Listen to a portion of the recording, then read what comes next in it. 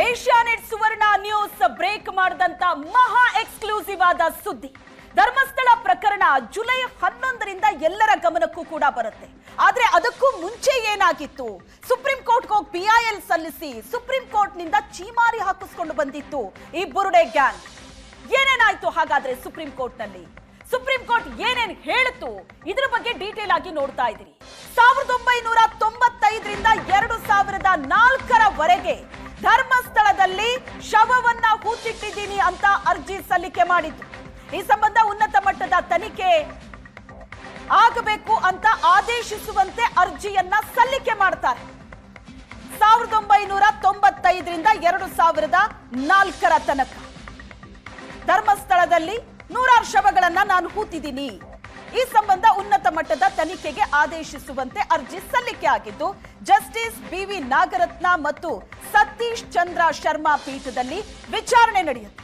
ಚಿನ್ನಯ್ಯ ಪರ ವಾದ ಮಂಡಿಸಿದ್ರು ಹಿರಿಯ ವಕೀಲ KV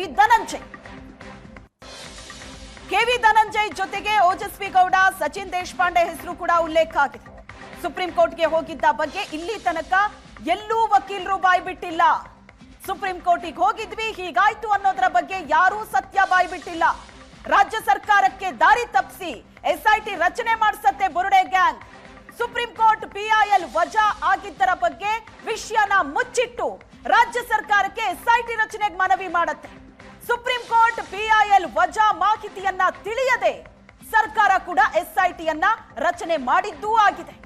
ಬೆಳ್ತಂಗಡಿ ಕೋರ್ಟ್ನಲ್ಲೂ ಸುಪ್ರೀಂ ಆದೇಶದ ಬಗ್ಗೆ ಬಾಯಿ ಬಿಟ್ಟಿಲ್ಲ ಚಿನ್ನಯ್ಯ. ಅಸಲಿ ಮಾಹಿತಿಯನ್ನ ಮುಚ್ಚಿಟ್ಟು ದೂರು ಸಲ್ಲಿಸ್ತಾನೆ ಚಿನ್ನಯ್ಯ. ಬೆಳ್ತಂಗಡಿ ಕೋರ್ಟ್ನಲ್ಲೂ ಕೂಡ ಸುಪ್ರೀಂ ಕೋರ್ಟಿಗೆ ನಾವು ಹೀಗೊಂದು PIL ಹಾಕಿದ್ವಿ, ಅಲ್ಲಿ ಮಹಾಮಂಗಳಾರತಿ ಮಾಡಿ ನಮಗೆ ಕಳಿಸಿದ್ರು ಅನ್ನೋ ವಿಷಯವನ್ನ ಚಿನ್ನಯ್ಯ ಬಾಯಿ ಬಿಟ್ಟಿಲ್ಲ. ಅಸಲಿ ಮಾಹಿತಿಯನ್ನ ಮುಚ್ಚಿಟ್ಟು ಇಲ್ಲಿ ತನಕ ಹೈ ಡ್ರಾಮಾ ಮಾಡ್ತು ಇಡೀ ಗ್ಯಾಂಗ್. ಈ ಕೇಸಲ್ಲಿ ಹುರುಳಿಲ್ಲ ಅಂತ ಸುಪ್ರೀಂ ಕೋರ್ಟ್ ಹೇಳಿದ ಮೇಲೂ ಕೂಡ ಈ ಗ್ಯಾಂಗ್ ದೂರು ಕೊಟ್ಟಿದ್ ಯಾಕೆ? ಈ ಕೇಸಲ್ಲಿ ಹುರುಳಿಲ್ಲ ಅಂತ ಸುಪ್ರೀಂ ಕೋರ್ಟ್ ಆವತ್ತೇ ಹೇಳಿ ಕಳಿಸತ್ತೆ. ಹಾಗಿದ್ದ ಮೇಲೂ ಕೂಡ ಸುಪ್ರೀಂ ಕೋರ್ಟ್ ಕದ ತಟ್ಟಿದ್ದನ್ನ, ಸುಪ್ರೀಂ ಕೋರ್ಟ್ ಚೀಮಾರಿ ಹಾಕಿದ್ದನ್ನ ಮುಚ್ಚಿಟ್ಟು ಇಲ್ಲಿ ದೂರು ಕೊಟ್ಟಿದ್ ಯಾಕೆ? ಈ ಗ್ಯಾಂಗ್ ಏನ್ ಮಾಡೋದಕ್ಕೆ ಹೊರಟಿದ್ರು? ಏನಾಗಿತ್ತು ಇವರ ಉದ್ದೇಶ? ಸುಪ್ರೀಂ ಕೋರ್ಟೇ ಚೀಮಾರಿ ಹಾಕಿ ಕಳಿಸಿದ ನಂತರವೂ ಕೂಡ ಈ ಗ್ಯಾಂಗ್ ಸುಮ್ಮನಾಗಿಲ್ಲ. ಇಲ್ಲಿ ಬಂದು ರಾಜ್ಯ ಸರ್ಕಾರಕ್ಕೆ ಮನವಿ ಮಾಡ್ತಾರೆ. 100 ಶವಗಳನ್ನ ಹೂತು ಬಿಟ್ಟಿದ್ದೀನಿ, ಎಷ್ಟೋ ಹೆಣ್ಮಕ್ಳ ಹತ್ಯೆ ಆಗಿದೆ, ದೌರ್ಜನ್ಯ ಆಗಿದೆ ಅಂತ ಹೇಳಿದಾಗ ರಾಜ್ಯ ಸರ್ಕಾರ SIT ರಚನೆ ಮಾಡಿತು. ಅದೇನಿದೆ ಸತ್ಯ ಹೊರಗಡೆ ಬಂದು ಬಿಡ್ಲಿ ಅಂತ ಈತ ಹೇಳಿದ ಕಡೆಯೆಲ್ಲ ಕಾರ್ಯಾಚರಣೆ ನಡೆಸಿತು. SIT ಹೇಳಿದ ರೀತಿಯಲ್ಲಿ ಕಾರ್ಯಾಚರಣೆ ನಡೆಸಿತು. ಆದ್ರೆ ಈಗ ಗೊತ್ತಾಗ್ತಾ ಇರೋದು ಈ ಸತ್ಯ. ಸುಪ್ರೀಂ ಕೋರ್ಟೇ ಆಗ್ಲೇ ಉಗಿದು ಕಳಿಸಿತ್ತು ಈ ಗ್ಯಾಂಗಿಗೆ ಅಂತ. ಈ ಕೇಸ್ನಲ್ಲಿ ಹುರುಳಿಲ್ಲ ಅಂತ ಸುಪ್ರೀಂ ಕೋರ್ಟ್ ಅವತ್ತೇ ಕೇಳಿತ್ತು. ಹಾಗಿದ್ದ ಮೇಲೂ ಕೂಡ ಸುಪ್ರೀಂ ಕೋರ್ಟ್ ಅನ್ನೋ ಒಂದು ಸಣ್ಣ ಭಯವೂ ಇಲ್ಲದೆ ಇಲ್ಲಿ ಬಂದು ಈ ಬುರುಡೆ ಗ್ಯಾಂಗ್ ಏನೆಲ್ಲ ಬುರುಡೆ ಬಿಡ್ತು, ಏನೆಲ್ಲ ಆಟ ಆಡ್ತು ಅನ್ನೋದು ಕಣ್ಣು ಮುಂದೆ ಇದೆ.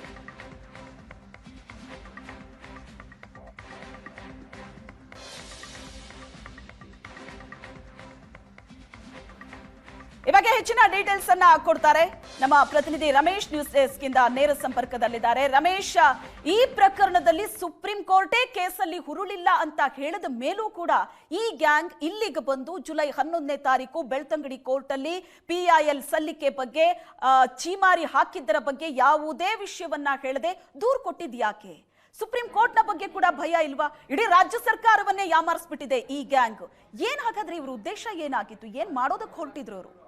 ಖಂಡಿತ ಶ್ವೇತಾ, ಅಂದ್ರೆ ಈ ಗ್ಯಾಂಗ್ ಚಿನ್ನಯ್ಯ ಆಗಲಿ, ಚಿನ್ನಯ್ಯನಿಂದ ಇದ್ದಂಥ ಗ್ಯಾಂಗಿನ ಉದ್ದೇಶ ಏನು ಅನ್ನುವಂಥದ್ದು ಈಗಾಗಲೇ ಬಯಲಾಗಿರುವಂಥದ್ದು. ಅಂದರೆ ಏಪ್ರಿಲ್ 30ನೇ ತಾರೀಕು ಅರ್ಜಿಯನ್ನು ಹಾಕ್ತಾರೆ, ಮೇ 1ನೇ ತಾರೀಕು ಅದು ರಿಜಿಸ್ಟರ್ ಆಗುತ್ತೆ, 5ನೇ ತಾರೀಕು ವಿಚಾರಣೆಗೆ ಬರುತ್ತೆ, 5ನೇ ತಾರೀಕೆ ಒಂದು ಅರ್ಜಿಯನ್ನು ವಜಾಗೊಳಿಸಿ ಇದರಲ್ಲಿ ಯಾವುದೇ ಪಬ್ಲಿಕ್ ಇಂಟ್ರೆಸ್ಟ್ ಇಲ್ಲ, ಇದರಲ್ಲೆಲ್ಲ ಒಂದು ಕಡೆ ಬೇರೆ ರೀತಿಯ ಪೈಸಾ ಇಂಟ್ರೆಸ್ಟ್ ಕಾಣ್ತಾ ಇದೆ ಅಂತೇಳಿ ವಜಾ ಮಾಡಿ ಕಳಿಸ್ತಾರೆ. ಅದಾದ ನಂತರ 2 ತಿಂಗಳು, ಸರಿ ಸುಮಾರು ಕರೆಕ್ಟ್ 2 ತಿಂಗಳು ಆದ ನಂತರ ಈ ಒಂದು ದೂರುಗಳನ್ನು ಕೊಡುವಂತಹದ್ದು ಮಾಡುವಂತಹದ್ದು ಮತ್ತೆ ಇದೇ ಒಂದು ಅರ್ಜಿಯಲ್ಲಿ ಅಂದ್ರೆ ಆನ್ ರೆಕಾರ್ಡ್ ಬಂದಿರುವಂತಹ ವಕೀಲರುಗಳೇ ಒಂದಷ್ಟು ಪ್ರೆಸ್ ನೋಟ್ಗಳನ್ನು ರಿಲೀಸ್ ಮಾಡ್ತಾರೆ.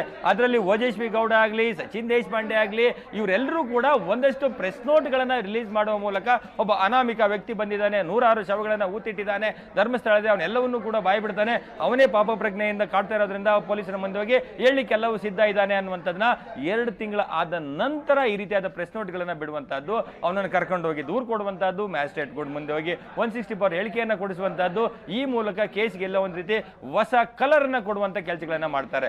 ಅದಕ್ಕಿಂತ ವೆರಿ ಇಂಟ್ರೆಸ್ಟಿಂಗ್, ಸೀನಿಯರ್ ಅಡ್ವೊಕೇಟ್ ಆಗಿರುವಂತಹ KV ಧನಂಜಯ ಅವರು ಇದರಲ್ಲಿ ಆರ್ಗ್ಯುಮೆಂಟ್ ಅನ್ನ ಮಾಡಿ ಅರ್ಜಿಯನ್ನು ವಜಾಗೊಳಿಸಿದ ನಂತರ ವಾಪಸ್ ಬಂದಿರ್ತಾರೆ. ಬಂದ ನಂತರ ಇದೇ ಸುವರ್ಣ ನ್ಯೂಸ್ ನಲ್ಲಿ ಜುಲೈ 22ನೇ ತಾರೀಕು ಅವ್ರನ್ನ ಕರೆದು ಈ ಪ್ರಕರಣಕ್ಕೆ ಸಂಬಂಧಪಟ್ಟಂತೆ ಒಂದು ಸುದೀರ್ಘವಾದಂತ ಸಂದರ್ಶನವನ್ನ ಮಾಡ್ತೇವೆ ನಾವು.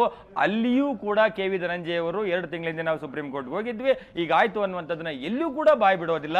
ಮತ್ತೆ ಇವರು ಇನ್ನಿದ್ದಂತ ಯಾವುದೇ ಷಡ್ಯಂತ್ರಗಾರರಾಗಲಿ ಇದುವರೆಗೆ ಯಾರ್ಯಾರ ಮೇಲೆ ಅನುಮಾನ ಬಂದಿದೆ ಅವ್ರು ಯಾರು ಕೂಡ ಬಾಯಿ ಬಿಡೋದಿಲ್ಲ. ಮತ್ತೊಂದು ಇಂಟ್ರೆಸ್ಟಿಂಗ್ ವಿಚಾರ ಅಂದ್ರೆ ಶ್ವೇತಾ, ಇಲ್ಲಿ ಜಯಂತ್ ಹೇಳ್ತಾನೆ, ನಾವು ಚಿನ್ನಯ್ಯನನ್ನ ಕರ್ಕೊಂಡು ಬುರ್ಡೆನ ತೆಗೆದುಕೊಂಡು ಸುಪ್ರೀಂ ಕೋರ್ಟ್ಗೆ ಹೋಗಿದ್ವಿ ಅಂದ್ರೆ ದೆಹಲಿಗೆ ಹೋಗಿದ್ವಿ ಅನ್ನುವಂಥದ್ದು.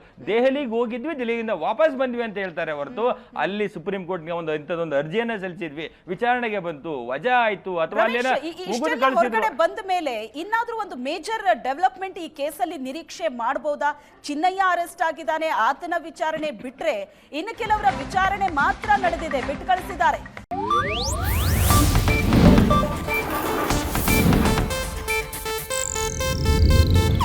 ಇದು ಏಷ್ಯಾನೆಟ್ ನ್ಯೂಸ್ ನೆಟ್ವರ್ಕ್ ಪ್ರಸ್ತುತಿ.